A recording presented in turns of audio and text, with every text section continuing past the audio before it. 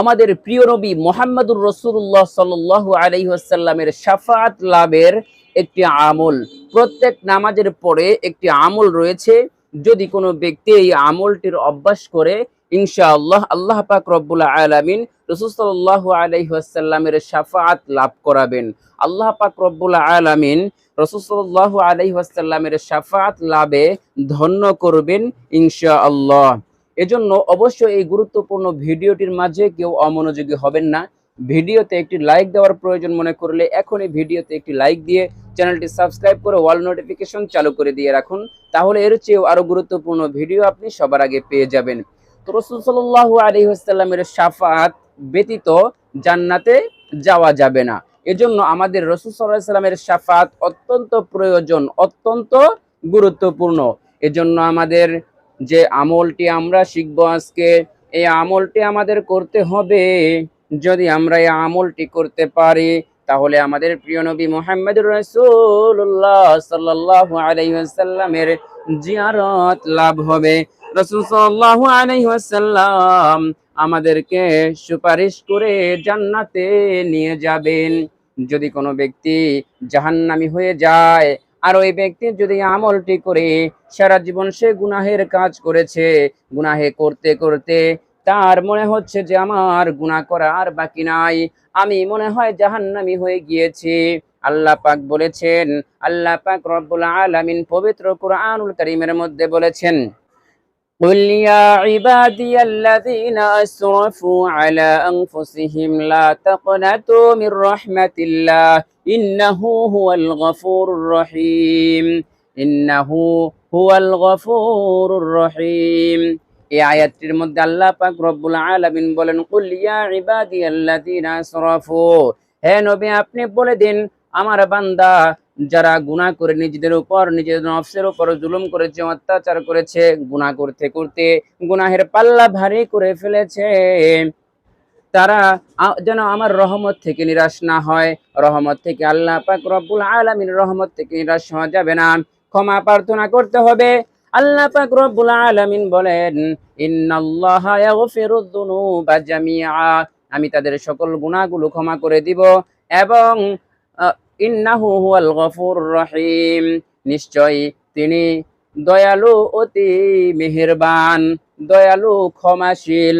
এজন্য আল্লাহ পাক রব্বুল আলামিন আমাদের সকল গুনাহ ক্ষমা করে দিবেন, আমাদের যত গুনাহ রয়েছে ক্ষমা করে দিবেন, শুধুমাত্র ক্ষমা চাইতে হবে। আমরা যদি গুনাহের পিছনের গুনাহগুলো প্রতি অনুতপ্ত হয়ে, লজ্জিত হয়ে যদি আমরা আল্লাহ পাক রব্বুল আলামিনের কাছে প্রার্থনা করতে পারি, তাহলে আল্লাহ পাক রব্বুল আলামিন আমাদের পিছনের যত গুনাহ রয়েছে সব গুনাহগুলো মাফ করে দিবেন। সঙ্গে সঙ্গে আমি আপনাদেরকে যে আমলটি বলে দিব, এই আমলটি যদি আপনারা করতে পারেন, তাহলে আল্লাহ পাক রব্বুল আলামিন প্রিয় নবী মুহাম্মদুর রাসূলুল্লাহ যাকে সৃষ্টি না করলে তামাম দুনিয়ার কোনো কিছুই সৃষ্টি করা হতো না, সেই নবীর শাফাআত ভাগ্য আমাদের আসবে, সেই নবীর শাফাআত নসিব হবে আমাদের। আল্লাহু আকবার, আল্লাহু আকবার। এজন্য অত্যন্ত গুরুত্বপূর্ণ ভিডিও থেকে আপনারা নবীজির শাফাআত লাভের আমলটি শিখবেন। ইনশাআল্লাহ নবীজির শাফাআতে আপনারা ধন্য হতে পারবেন। তো চলুন আপনারা কিভাবে আমল করবেন। প্রত্যেক নামাজের পর যখন আপনারা নামাজ পড়েছেন, নামাজ শেষ হয়েছে, নামাজ শেষ হওয়ার পরে পবিত্র কুরআনুল কারীমের আয়াত রয়েছে, দুইটি আয়াত, এই দুইটি আয়াত আপনাকে পাঠ করতে হবে। এই দুইটি আয়াত এখন আমি আপনাদেরকে বলে দিচ্ছি, ভিডিওর স্ক্রিনে লেখা আছে, আপনারা দেখে দেখে সুন্দর করে মুখস্থ করে নেবেন। 5 ওয়াক্ত ফরজ নামাজের পরে কিংবা নামাজ পড়ার সাথে সাথে আপনারা এই আয়াতের আমল করবেন, ইনশাআল্লাহ নবীজির শাফাআত নসিব হবে। আল্লাহু আকবার। চলুন আর কথা দীর্ঘায়িত করব না। আমার প্রিয় নবীজির শাফাআত পেতে এই আমলটি প্রত্যেক নামাজের পরে আমল করবেন ইনশাআল্লাহ।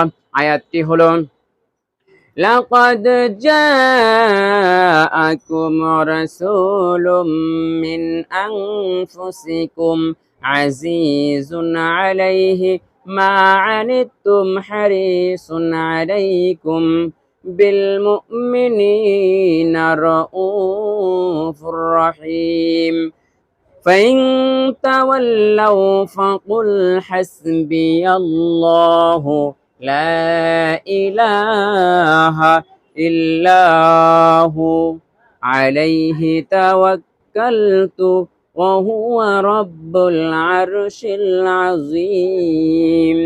এই যে দুইটি আয়াত রয়েছে, এই দুইটি আয়াত যদি কোনো ব্যক্তি নামাজের পরে এই আয়াতটির আমল করতে পারে, যে ব্যক্তি এই আয়াত প্রত্যেক নামাজের পরে এই আয়াতটি পড়ার অভ্যাস করে নেয়, আয়াতটি পড়তে থাকে, ওই ব্যক্তির জন্য রাসূল সাল্লাল্লাহু আলাইহি ওয়াসাল্লাম এর সুপারিশ লাভ হবে। আল্লাহু আকবার।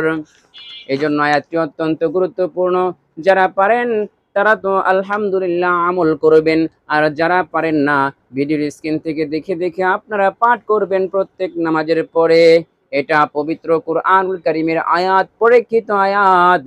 এই আয়াতের উপর আমল করতে পারলে বিশ্বাসের সাথে, ইয়াকিনের সাথে আল্লাহ পাক রব্বুল আলামিন প্রিয় নবী মুহাম্মদুর রাসূলুল্লাহ সাল্লাল্লাহু আলাইহি ওয়াসাল্লামের সুপারিশ লাভে আপনাকে ধন্য করাবেন। চলুন আয়াতটি পড়ে নেই। লাকাদ জাআকুম রাসূলুম মিন আনফুসিকুম আজিজুন আলাইহি মা আনিতুম হারিসুন আলাইকুম বিল মুমিনিনা রাউফুর রহিম।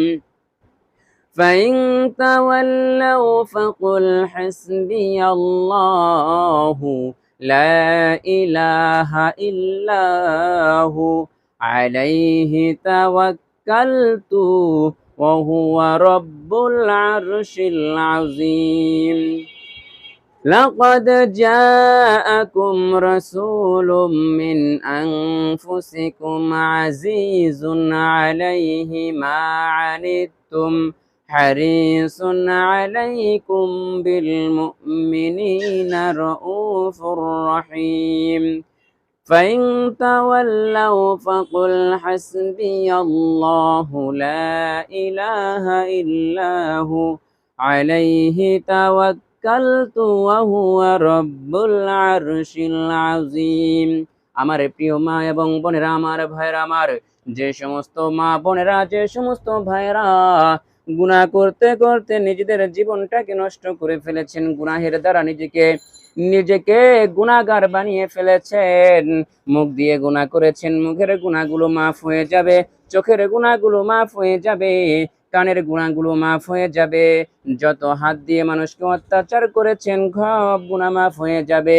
শুধুমাত্র পিছনের গুনাহের দিকে অনুতপ্ত হয়ে বলবেন, আর জীবনেও গুনাহ করব না, আল্লাহ আমি তওবা করতেছি, আস্তাগফিরুল্লাহাল্লাযী লা ইলাহা ইল্লা হুয়াল হাইয়ুল কাইয়্যুম ওয়া আতুবু ইলাইহি।